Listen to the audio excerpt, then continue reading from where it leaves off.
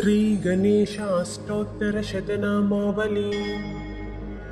ॐ गजाननाय नमः। ॐ गणाध्यक्षाय नमः। ॐ विघ्नराजाय नमः।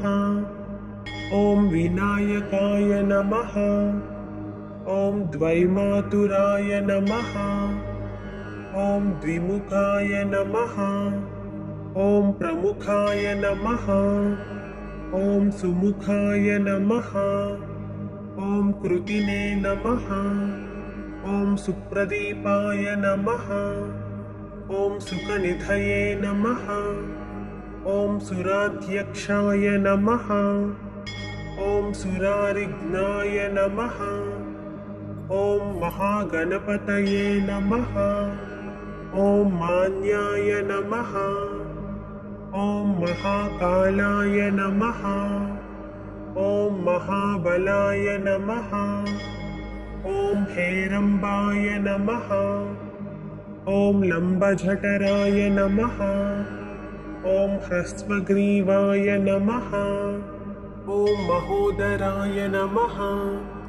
ॐ मदोत्कटाय नमः। ॐ महावीराय नमः। ॐ मन्त्रिणे नमः। ॐ मङ्गलस्वराय नमः। ॐ प्रमथाय नमः। ॐ प्रथमाय नमः। ॐ प्राज्ञाय नमः। ॐ विघ्नकर्त्रे नमः। ॐ विघ्नहर्त्रे नमः। ॐ विश्वनेत्रे नमः। ॐ विराट्पतये नमः। ॐ श्रीपतये नमः। ॐ वाक्पतये नमः। ॐ शृङ्गारिणे नमः। ॐ आश्रितवत्सलाय नमः। ॐ शिवप्रियाय नमः। ॐ शीघ्रकारिणे नमः। ॐ शाश्वताय नमः। ॐ बलाय नमः। ॐ बलोत्तीताय नमः। ॐ भवात्मजाय नमः। ॐ पुराणपुरुषाय नमः। ॐ पूष्णे नमः। ॐ पुष्करोत्क्षिप्तवारिणे नमः। ॐ अग्रगण्याय नमः। ॐ अग्रपूज्याय नमः। ॐ अग्रगामिने नमः। ॐ मन्त्रकृते नमः। ॐ चामीकरप्रभाय नमः। ॐ सर्वाय नमः। ॐ सर्वोपास्याय नमः। ॐ सर्वकर्त्रे नमः।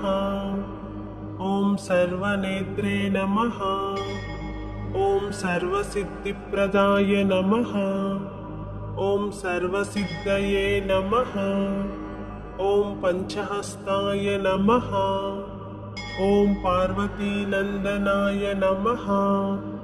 ॐ प्रभवे नमः। ॐ कुमारगुरवे नमः। ॐ अक्षोभ्याय नमः।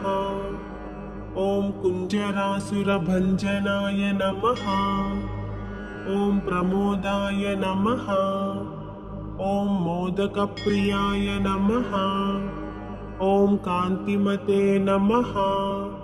ॐ धृतिमते नमः। ॐ कामिने नमः।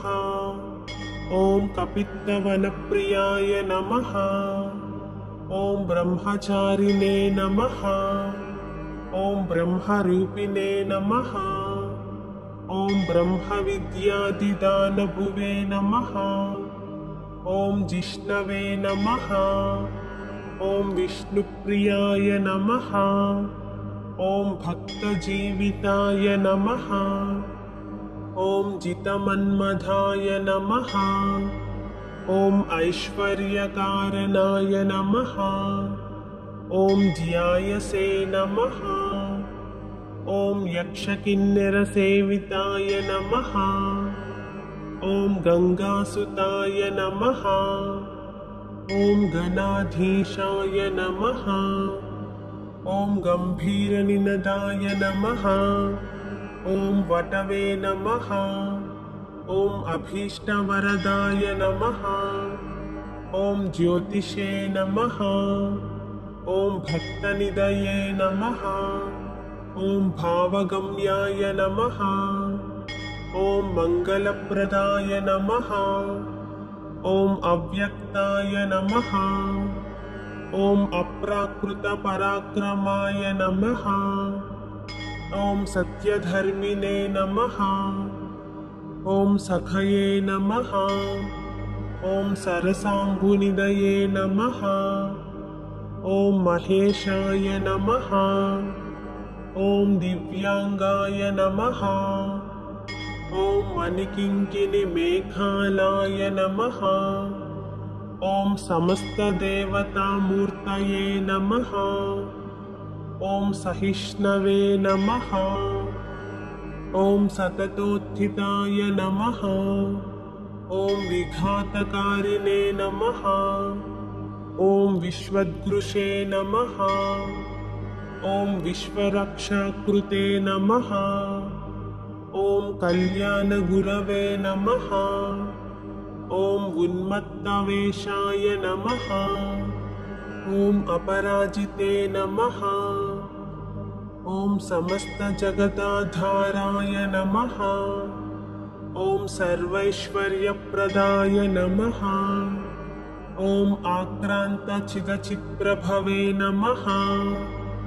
ॐ श्रीविघ्नेश्वराय नमः। इति श्रीगणेशाष्टोत्तरशतनामावली सम्पूर्णम्।